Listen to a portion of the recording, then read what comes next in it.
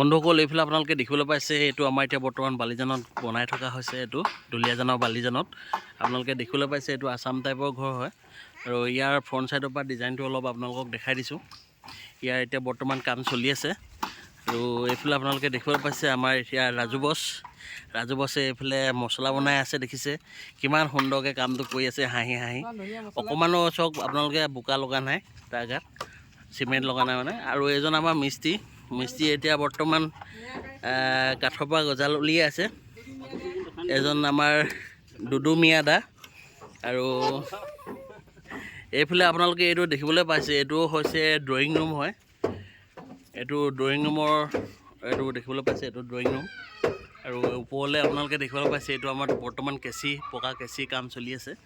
আৰু এইটো হৈছে গেছ ৰুম, ইয়াতে আলহী আহিলে থাকিব দিবলৈ এইটো এটা ৰুম হৈছে।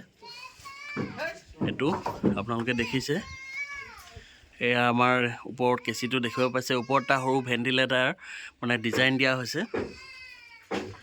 আৰু এইফালে আপোনালোকক আৰু ভিতৰটো দেখাই দিছোঁ। এইফালে ভিতৰলৈ সোমাই আহি আপোনালোকে দেখিবলৈ পাইছে এইটো আমাৰ কিটচেন হয়। ইয়াত আপোনালোকে দেখিবলৈ পাইছে ইয়াত কিটচেনত এখন সৰু খিৰিকী দিয়া হৈছে আৰু বৰ্তমান ওপৰত আৰু কাম চলি আছে। আৰু এইফালে আপোনালোকে দেখিবলৈ পাইছে এইটো লেট্ৰিন বাথৰুম হয়। ইয়াত এতিয়া দেখিবলৈ পাইছে আমাৰ বাথৰুমৰ ওপৰত শ্বৰ্ট দি দিয়া হৈছে, শ্বৰ্ট এখন মাৰি দিছোঁ। এইফালে আমাৰ এতিয়া বৰ্তমান শ্বৰ্ট ঢেলাই হৈ গ'ল। ইয়াৰ এতিয়া তক্তাখিনি খুলিব, চাটাৰিংটো খুলিবলৈ বাকী আছে। আৰু এইফালে আপোনালোকে দেখিছে এইটো এটা বেডৰুম হয়।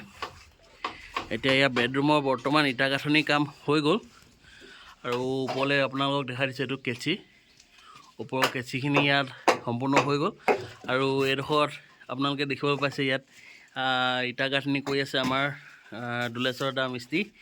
আৰু এইফালে আপোনালোকে দেখিবলৈ পাইছে যিটো বাথৰুমৰ ওপৰত শ্বৰ্ট এখন হৈছিলে, এই শ্বৰ্টখনৰ জেগাত আমি বেডৰুমৰ ছাইডৰ পৰা এটা বক্স টাইপত দি দিছোঁ, কেতিয়াবা মানে কিবা বস্তু যাতে ওপৰত তুলি থ'ব পাৰে।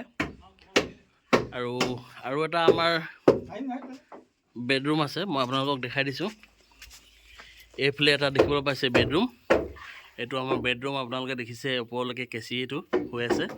আৰু ইয়াত ভেণ্টিলেটাৰ পৰা আদি কৰি এইটো আমাৰ খিৰিকীখন ইয়াত থোৱা হৈছে। ইয়াত এতিয়া ইটা গাঁথনি কামখিনি সম্পূৰ্ণ হৈ গ'ল। আৰু এইডোখৰ দৰ্জাটোৰ ওপৰত এটা ইটা গাঁঠিব বাকী আছে আৰু তলৰ ফ্ল'ৰৰ কামখিনি বাকী আছে। তো মই আপোনালোকক গোটেই ভিডিঅ'খিনি দেখাই থাকিম, তো আপোনালোকে চাই থাকিব। আৰু যদি আপোনালোকক এনেধৰণৰ কম বাজেটত আসাম টাইপৰ ঘৰ দৰকাৰ হয় বা বনাম বুলি ভাবিছে, তো আমাৰ লগত আপোনালোকে যোগাযোগ কৰিব।